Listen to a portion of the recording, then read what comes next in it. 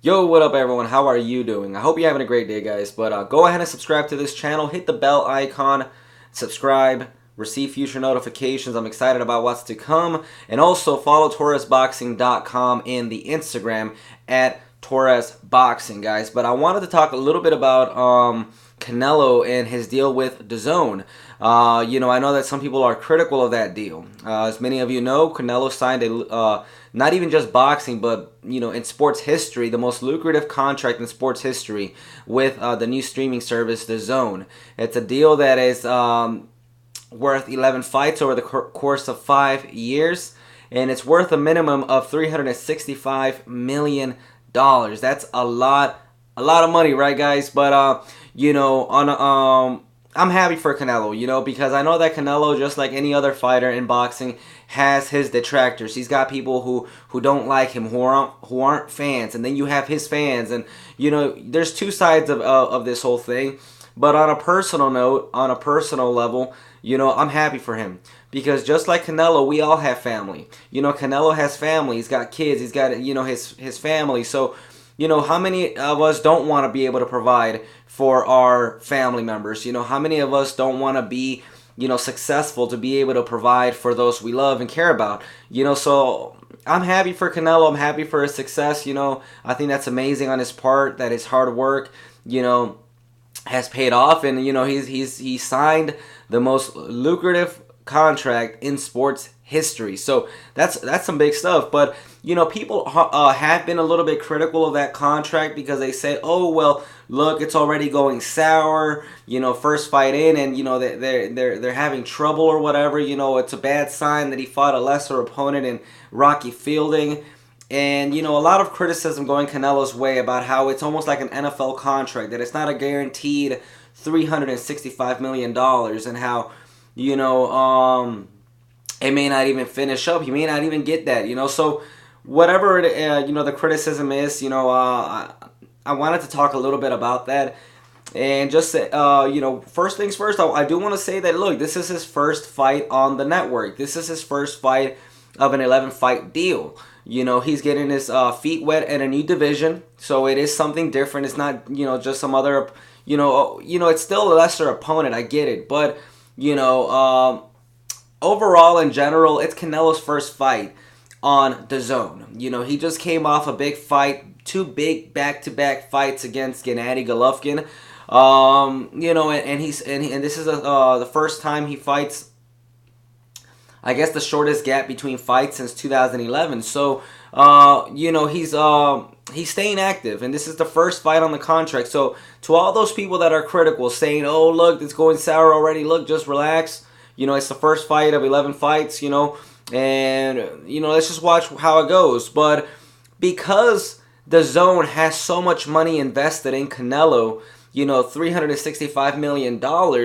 I think there's reason to believe that we might see some of Canelo's biggest fights, still. I think, his best fights are yet to come. Why? Because this is speculation, okay? But because DAZN has so much money invested in Canelo, I want to say that maybe they might have an influence. They might have influence in his matchmaking. And I used this example on a forum, but for example, for all my WWE fans, pro wrestling fans, WWE,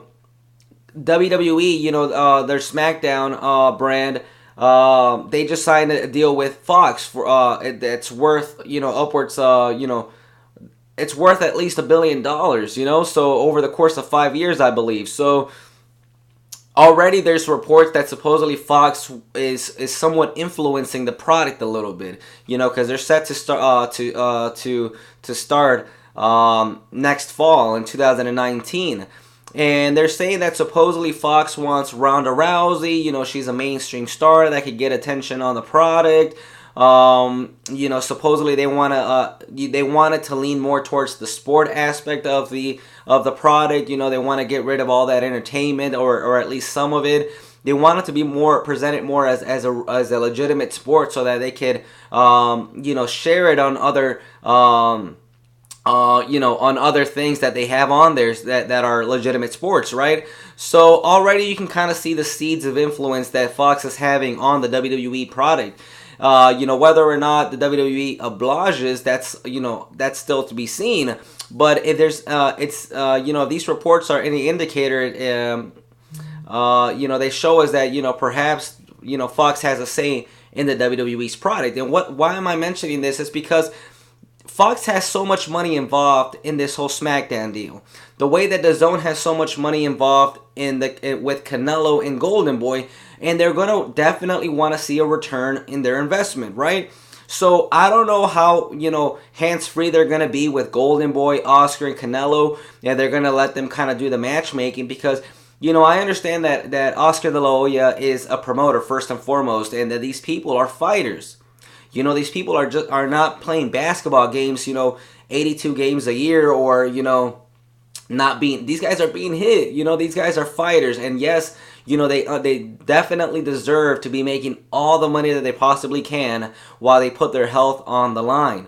I'm all for that. So I understand, that you're not always going to have these high caliber matches all the time. You're not going to be able to see, these fighters fighting the best, consistently, match after match after match. You see that sometimes when people are involved in these wars, and it cuts their shelf life. It makes them, it runs their career short. They have shorter careers when they're going, through tough challenge, through tough challenge, through tough challenge. These guys need to have these tune-up fights. They need to have these in-between fights. I think that's a given in boxing. Obviously it becomes a problem when you have too many of them, back to back. But you can definitely understand when you can, for example, you have two back-to-back fights with Gennady Golovkin in Canelo's case, and then you have a Rocky Fielding. That's completely understandable, I think, and that's, I think that's deserved. But, so I can understand Oscar De La Hoya's point of view on that because he's a businessman, he's a promoter. So he's going to want to also take care of his fighter, his investment. So, but like I was saying, it becomes a problem when you have consistently bad matchups. So I'm wondering, that's why I was kind of alluding to that earlier, that, will we see that I think there's reason to believe that we will see Canelo's best performances, the best fights still in his career, under this DAZN deal because they have so much money invested, and I wonder if they're going to have an influence in the matchmaking. Are they going to, have a say in, for example, if Oscar De La Hoya wants to set up, two mismatches in a row, where DAZN is going to say, what, no, we want a stiffer challenge, we want a name, an opponent with a name, an opponent that is also going to bring in more subscribers and viewers to the platform, so that's why I'm thinking that I think there's reason to believe that we'll see Canelo's best performances because DAZN, and they're gonna want to have a return on their investment, and I think that they're gonna be able to influence not, I don't know how much, but I think that even Golden Boy, even Oscar De La Hoya is gonna take note of that they're gonna have to put on bigger matches to be able to justify that $365 million price tag that they gave Canelo. So, that's why I'm expecting bigger fights. Yes, I understand that we'll have some of these in-between fights. But as far as, seeing big fights for Canelo more frequently, I think that's a possibility. So, of course, there's a huge pool of fighters there now available. Also, the 168-pound division is wide open because Canelo did recently move up and defeated Rocky Fielding to win a third division championship. So now you have 168 pounders on Canelo, looking at Canelo like a big money fight. So, the pool's wide open. You have the middleweights, you have super middleweights, you have the trilogy with Golovkin if he wants to go ahead and sign on with DAZN. You have Callum Smith, the prospect of a Callum Smith fight at 168 pounds. Danny Jacobs is the rumored opponent for May 4th. Tons of options, guys. So we'll see where that goes. But I think because of the big deal, the big contract that Canelo has with DAZN, that they'll have somewhat of an influence in his matchmaking to the point where we could see him in stiffer challenges more frequently, where they're going to want to push for that. They're going to want to see better matchups. They're going to want to see tougher challenges, and you know, that are going to bring in fans, because you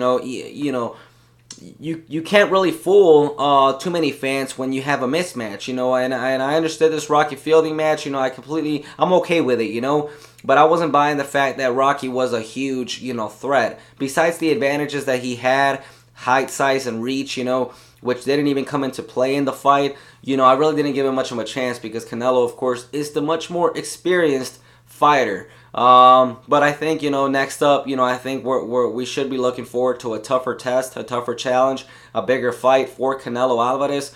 And, I'm interested to see how this whole deal plays out. I think the deal with DAZN is not just something where, here you go, $365 million. No, I think Canelo and his team are going to have to live up to that bargain, are going to have to live up to that contract, and, provide DAZN with the most attractive fights possible for the fans. So we'll see where it goes, guys. Let me know what you guys think in the comments section. Remember to subscribe to this channel.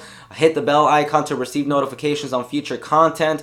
Visit TorresBoxing.com and follow us on Instagram at Torres Boxing, guys. If you don't have DAZN yet, if you haven't seen Canelo versus Rocky, it's a 3-round fight. It's really quick, guys, so you guys can watch it in about 15-20 minutes. Go ahead and hit that link. Follow that link in the description box. Sorry about that. Go ahead. It's Torres Boxing, DAZN X Torres Boxing. Go ahead and use that link. Get your first month free if you're a first-time subscriber, guys. But till then, go ahead and give this a thumbs up. Comment your thoughts. And until next time, guys, God bless you.